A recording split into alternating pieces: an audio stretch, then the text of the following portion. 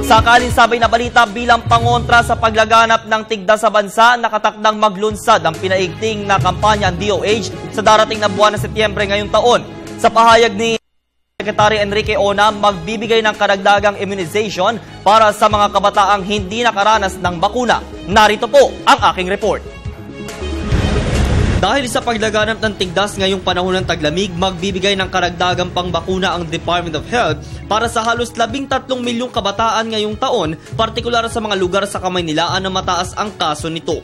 Ayon kay Health Secretary Enrique Ona, kasama sa mga mabibigyan ng bakuna ang mga batang nasa 11 buwan hanggang 5 taong gulang. Una nang inihayag ng ahensya na 2 beses dapat mabakunahan ng isang bata mula 11 hanggang 15 buwan at 5 hanggang 14 na taong gulang. Layo ng pagbabakunang ito ayon sa kalihim na mapunan ang kulang na bakuna ng isang bata mula taong 2011 para tuluyang makaiwas sa naturang sakit. Sa pag-iikot ng PTV News sa ilang health centers at regional health units, napag-alaman naming nagbibigay sila ng first dose ng measles vaccine sa 9 hanggang 11 buwan, habang ang ikalawang bugso ng bakuna ay binibigay naman sa mga batang nasa 12 hanggang 20 buwan. Nakikipagtulungan na din naman ang ahensya sa lokal na pamahalaan para sa agarang maiwasan ang tigdas sa kanilang lugar. Sa tala ng DOH, simula Nobyembre ng nakaraang taon, tumaas ng halos 300% ang bilang ng mga nagkakatigdas, gayon din ang naiulat na 3 namatay. Matatandaang nang makapanayam ng inyong telebisyon ng bayan, si Regional Director Dr. Eduardo Hanairo, sinabi nito na ang tigdas ay hindi sakit sa balat, kundi isang respiratory disease.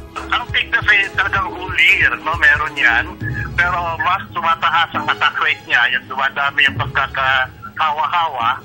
Pag itong taglamig na, makikita natin mas maraming tubig sa hangin. Ang paglipat ng tigdas ay sa pagmamagitan ng tubig, ito yung droplet infection. Sabi ko nga, libre ang bakuna. Kailangan dalhin lang natin ang ating mga anak, no, tayo magpa-inject ng anti-measles vaccine sa ating health center.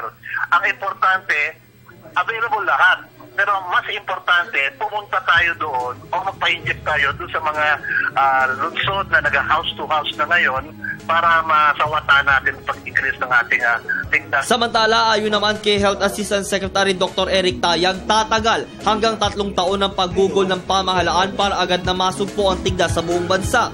Hindi din naman aniya madaling puksain ang naturang virus dahil ang isang taong nagpositibo sa tigdas ay maaaring makahawa ng higit sa 18 katao.